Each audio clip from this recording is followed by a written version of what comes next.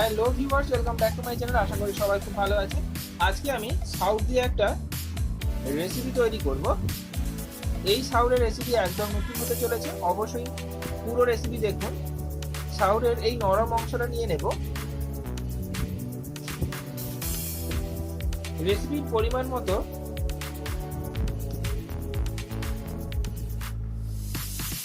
নিয়ে নিচ্ছি। আমার এই পরিমাণ হলে সাউরের এই রেসিপি তৈরি হয়ে যাবে।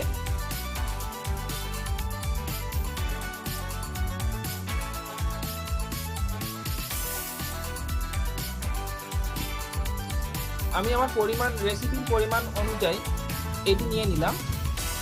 আমার চ্যানেলে সাউরের আগে দুটি রেসিপি ছাড়া আছে, অবশ্যই আপনারা দেখে নিতে পারেন। আমি ডেসক্রিপশন বক্সে লিংক দিয়ে দেব। এখন আমি সাউরের ওপরের এই খোসাটা তুলে দেব। খোসাটা অবশ্যই একটু মোটা করে তুলতে হবে।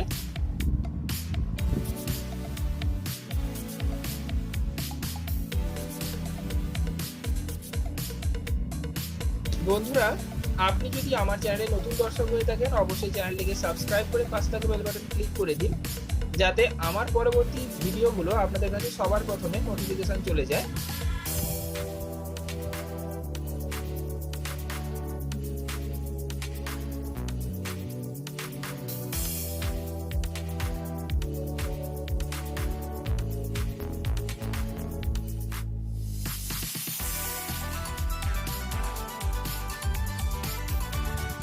দেখুন, সম্পূর্ণ সাউরের খোসা তুলে দিয়েছি। এখন সাউরটি মাঝখান থেকে ফাঁক করে নিচ্ছি।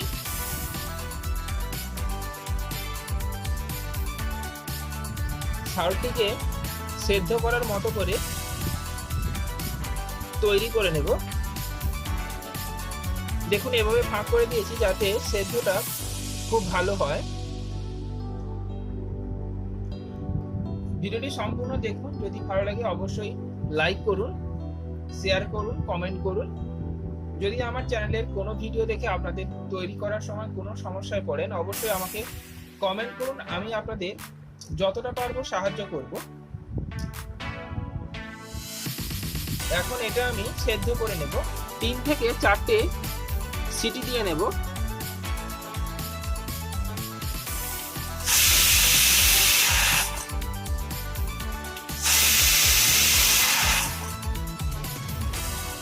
দেখুন বন্ধুরা, সাউরগুলো সেদ্ধ করে নিয়েছি। কত সুন্দর সেদ্ধ হয়ে গেছে। এখন একটু স্ম্যাশ করে নিচ্ছি হাতে।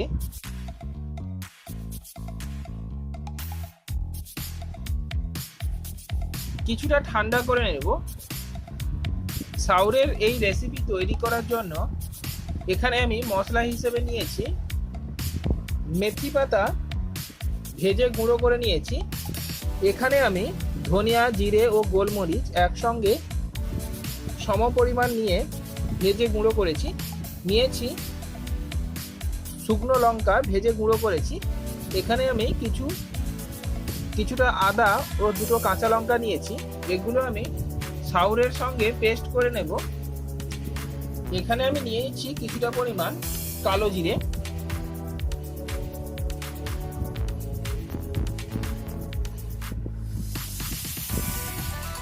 একটা মিক্সার জার নিয়ে সাউরগুলো ঠান্ডা করে দিয়ে দিলাম।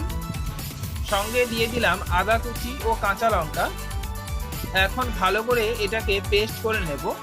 এতে এই রেসিপির টেস্ট খুব ভালো হবে। চলুন পেস্ট করে নিই। এখানে আমি 250 গ্রামের বেশি ময়দা নিয়েছি। এখানে আমি দিয়ে দেব পরিমাণ মতো লবণ, দিয়ে দেব কিছুটা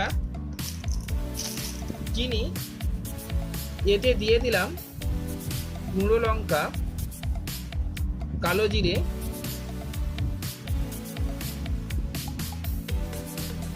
মেথি পাতা,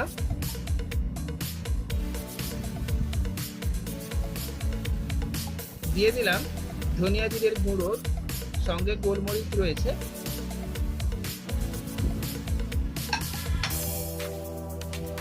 ভালো করে মাখিয়ে নিচ্ছি ময়দার সঙ্গে।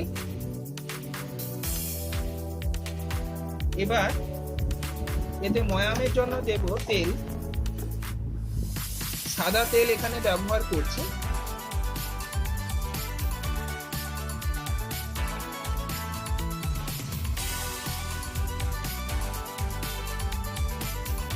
দেখুন বন্ধুরা, এখানে ময়ামটা একদম পারফেক্ট আছে, কারণ কিছুটা ময়দা নিয়ে হাতে মুঠো করলে ডলা পেকে যাচ্ছে। এইভাবে ডলা পাকলে জানবেন ময়াম একদম পারফেক্ট। এখন এতে আমি দিয়ে দেব শাওরের পেস্ট। শাওরের পেস্টটা দিয়ে ভালো করে মাখিয়ে নিতে থাকবো।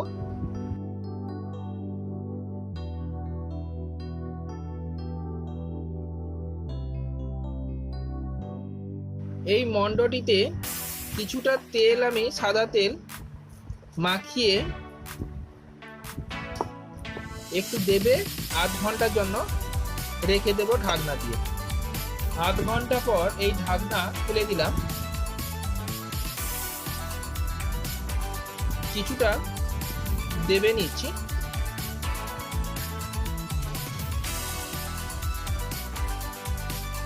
এবার এটা ছোট ছোট লেচি কেটে নিচ্ছি।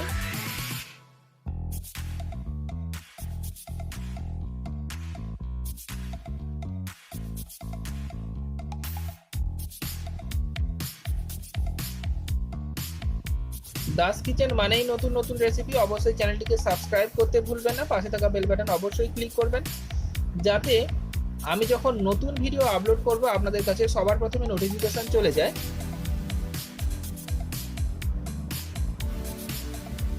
লেচিগুলো তৈরি করা হয়ে গেছে। এখন আমি এটা বেলে নেব। একটা চাকতি নিয়ে নিয়েছি,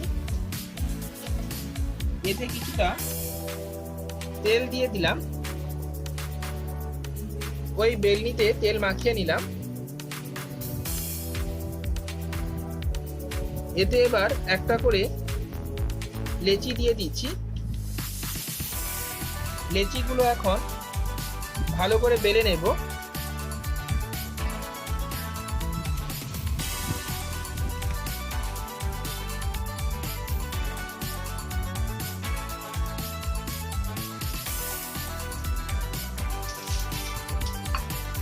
এইভাবে প্রত্যেকটা লেচি আমি বেলে নেব।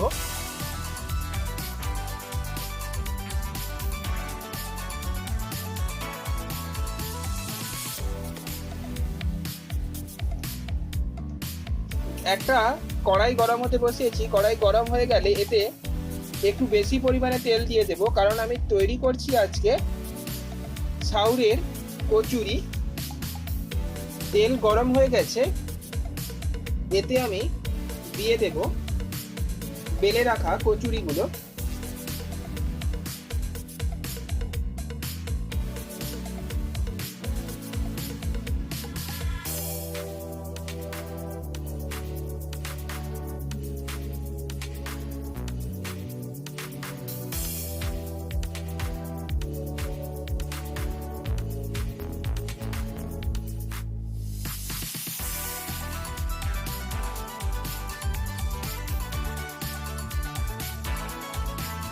দেখুন কচুরিগুলো কত সুন্দর সুফল হয়ে ফুলে যাচ্ছে। অবশ্যই আমার টিপস ফলো করলে আপনাদের কচুরিগুলো ঠিক একইভাবে ফুলবে ও টেস্টি হবে।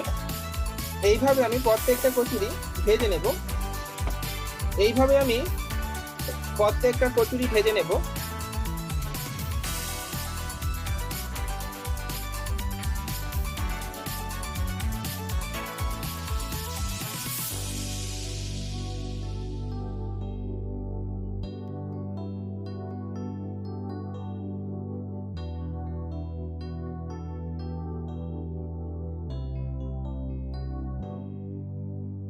এই রেসিপি আপনারা যে কোনো কষা তরকারি অথবা যে কোনো ভাজা অথবা দুধ চায়ের সঙ্গে খুবই ভালো লাগে খেতে।